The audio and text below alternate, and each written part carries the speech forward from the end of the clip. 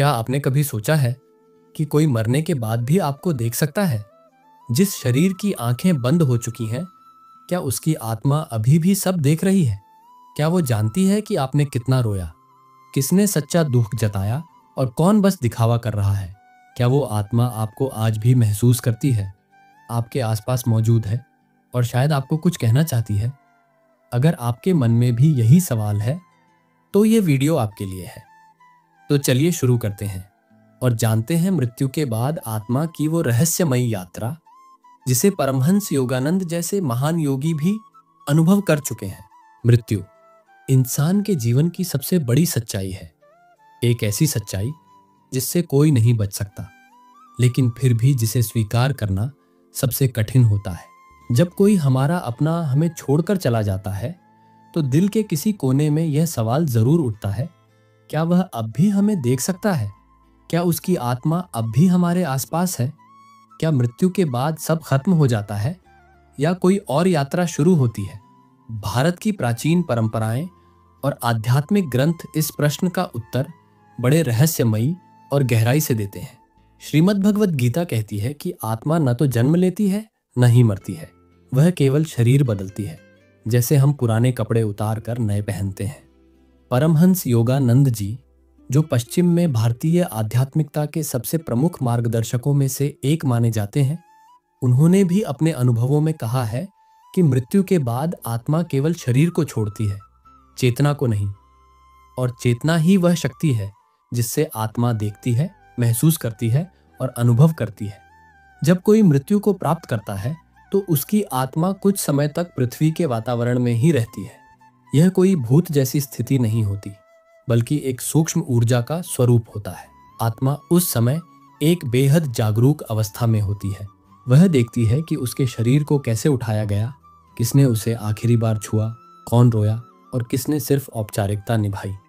वह सब कुछ देख रही होती है, लेकिन कुछ कह नहीं सकती। योगानंद जी ने लिखा है कि जब उनकी मां की मृत्यु हुई, तो उन्हें उसकी आत्मा की उपस्थिति कई दिनों तक महसूस होती रही। उन्होंने कहा कि आत्मा एक विशेष प्रकार की दृष्टि से अपने प्रियजनों को देखती है। वह दृष्टि भौतिक आंखों की तरह नहीं होती, बल्कि चेतना की आंख से होती है। यह आंख समय, दूरी और दीवारों की सीमाओं से परे होती है। वह जानती है कि उसके प्रियजन क्या सोच रहे हैं, क्या महसूस कर रहे हैं और यहाँ तक कि कौन सच्चा शोक कर रहा है और कौन बस दिखावा। यह विचार सिर्फ धार्मिक विश्वास नहीं है, बल्कि दुनिया भर में कई लोगों ने ऐसे अनुभव किए हैं जहां उन्हें लगा कि कोई अदृश्य शक्ति उन्हें देख रही है, उनका ध्यान रख रही है। आपने भी कभी अचानक ऐसा महसूस किया होगा, जैसे कोई आपके पास खड़ा हो पर कोई दिखाई न दे। वह शायद कोई आत्मा ही थी जो आपको देख रही थी, आपकी उपस्थिति को महसूस कर रही थी और अपने अस्तित्व का आभास दिला रही थी। मृत्यु कोई अंत नहीं है, यह केवल एक रूपांतरण है। जैसे बर्फ पिघलकर पानी बन जाती है और पानी वाष्प बनकर आकाश में विलीन हो जाता है, लेकिन उसकी उपस्थिति, उसका अस्तित्व समाप्त नहीं होता। आत्मा भी उसी तरह शरीर के बंधनों से मुक्त होकर एक नई अवस्था में प्रवेश करती है। पर उस अवस्था की शुरुआत में वह हमें देखती है, पूरी संवेदनशीलता के साथ, बिना किसी शब्द के। इसलिए जब कोई हमें छोड़कर चला जाता है, तो यह न सोचें कि वह चला गया है। हो सकता है वो अभी भी आपके पास खड़ा हो, आपको देख रहा हो, आपके दुख को समझ रहा हो। शायद वह कहना चाहता हो, मैं यहीं हूं, बस अब मुझे किसी और रूप में महसूस करना सीखो। अगर आपको यह विषय दिलचस्प लग रहा है, तो अगले भाग में हम समझेंगे कि मृत्यु के बाद आत्मा कैसे देखती है। क्या वह सामान्य आंखों की तरह देखती है या उसकी दृष्टि कुछ और ही होती है? मृत्यु के बाद आत्मा का देखना, समझना और महसूस करना भौतिक आंखों की तरह नहीं होता। जब कोई इंसान जीवित होता है, तो उसकी दृष्टि शरीर पर आधारित होती है। आंखें खुली होती हैं, लेकिन वह केवल वही देख सकता है जो सामने है। मृत्यु के बाद जब आत्मा शरीर से मुक्त होती है, तब उसकी दृष्टि बदल जाती है। अब वह न तो आंखों से देखती है, न कानों से सुनती है, बल्कि उसकी चेतना ही उसका माध्यम बन जाती है। वह अब ऊर्जा के स्तर पर हर चीज को महसूस करती है।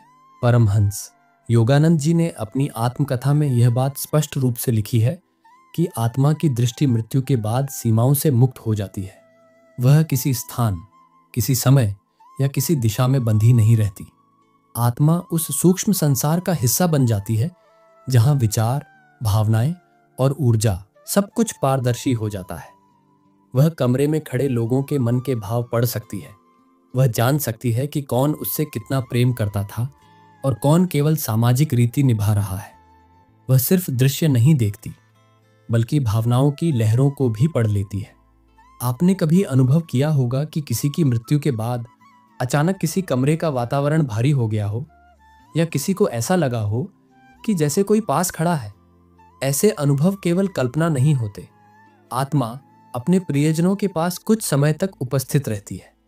वह देखती है कि उसके जाने के बाद घर में क्या बदल गया, किसे सबसे ज्यादा दुख हुआ और कौन अब भी उसे महसूस कर पा रहा है। मृत्यु के बाद आत्मा की यह दृष्टि बहुत तेज होती है। वह किसी शब्द या भाषा पर निर्भर नहीं रहती। वह दिल की धड़कनों और मन के कंपन को भी पढ़ सकती है। योगानंद जी कहते हैं कि आत्मा उस दिव्य दृष्टि से सब कुछ देखती है, जैसे एक परिंदे ऊंचाई से पूरे जंगल को एक साथ देख सकता है। वह अलग अलग विचारों, भावनाओं और कर्मों को एक साथ समझ सकती है। यह समझना जरूरी है कि आत्मा अब सिर्फ देखने वाली नहीं रह जाती, बल्कि समझने वाली, अनुभव करने वाली और कई बार मार्गदर्शन देने वाली शक्ति बन जाती है।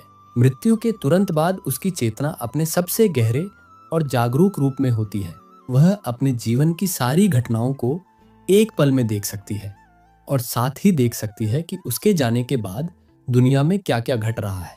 इसलिए जब किसी प्रियजन की मृत्यु हो तो यह न सोचें कि वह अब कुछ नहीं देख रहा। हो सकता है वह आपके आंसुओं को देख रहा हो, आपके शब्दों को सुन रहा हो और चुपचाप आपके पास बैठा हो।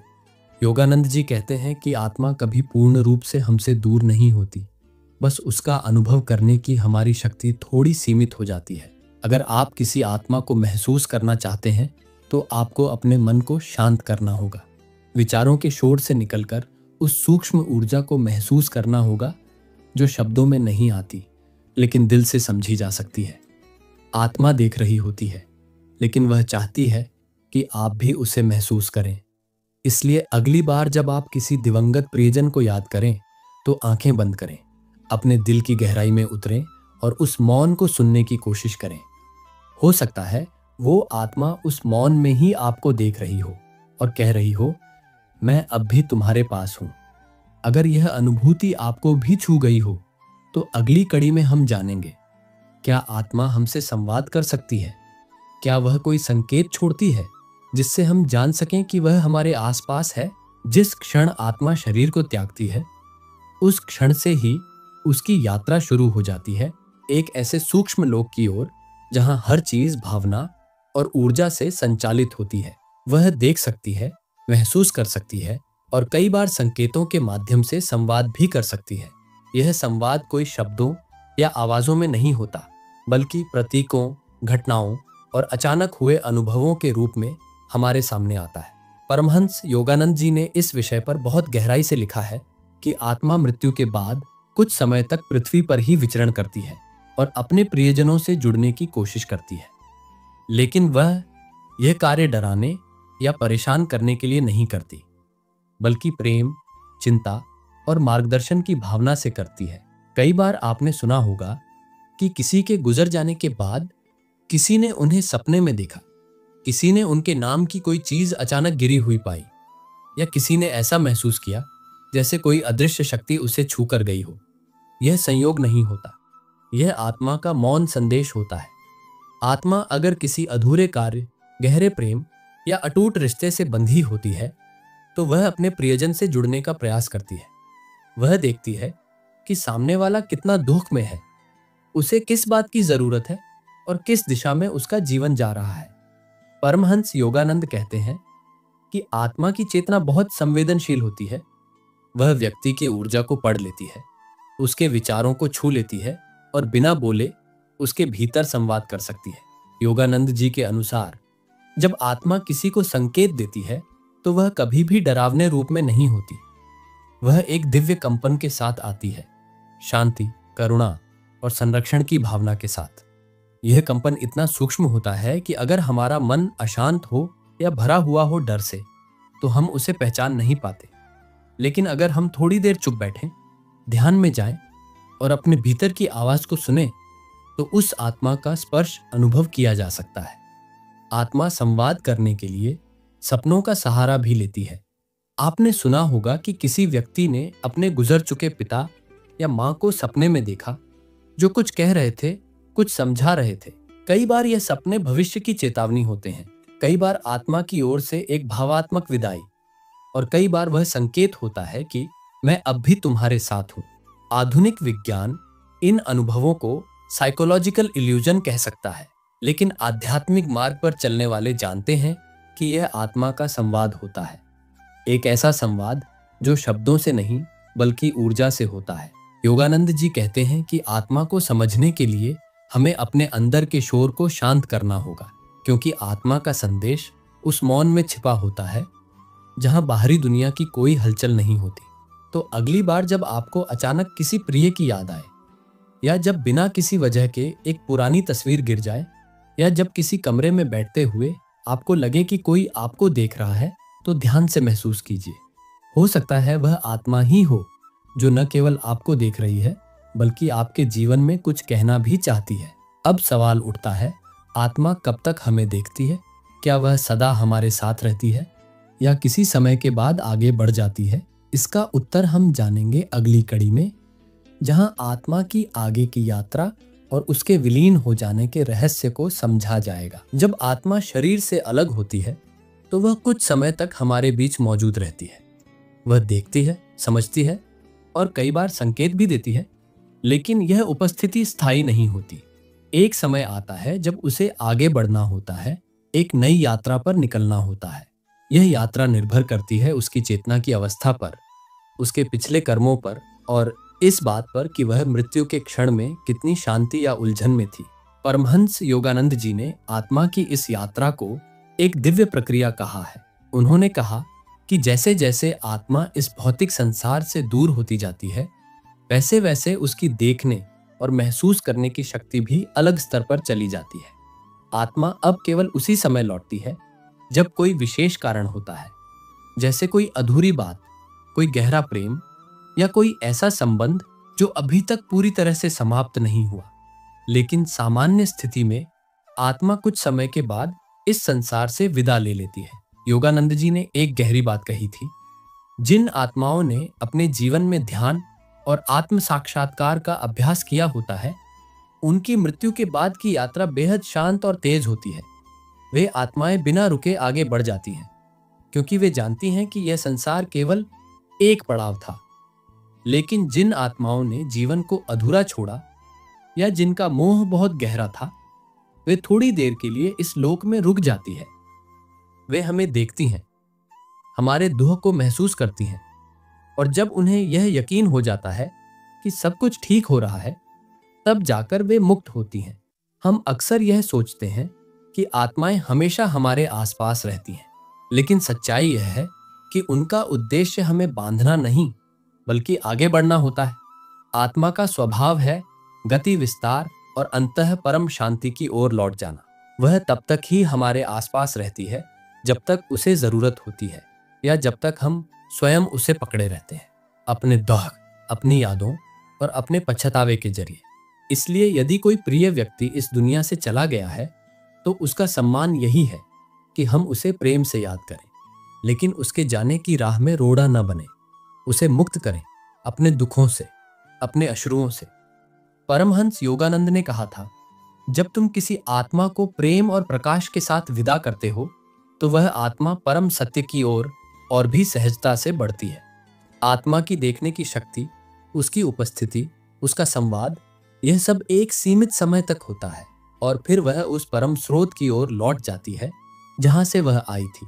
वहां से वह हमें देखती नहीं, लेकिन उसकी ऊर्जा, उसका प्रेम हमारे जीवन में हमेशा बना रहता है।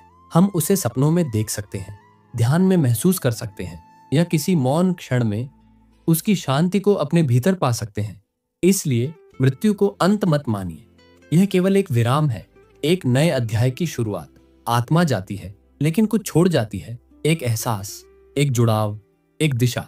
और अगर हम अपने भीतर की आंखें खोल सकें, तो हम भी उसे देख सकते हैं, उसी तरह जैसे वह हमें मृत्यु के बाद भी देखती रही। यह जीवन और मृत्यु के बीच की वह रेखा है जिसे हम समझने की कोशिश कर रहे हैं, और यही समझ हमें भय से मुक्त करती है और आत्मा के शाश्वत स्वरूप को पहचानने की ओर ले जाती है। अगर आपको यह विषय गहरा लगा हो तो याद रखिए, हमारा शरीर नश्वर है लेकिन आत्मा नहीं। वह देखती है, समझती है और अंत में एक ऐसी जगह चली जाती है जहां केवल शांति होती है, पूर्ण शांति।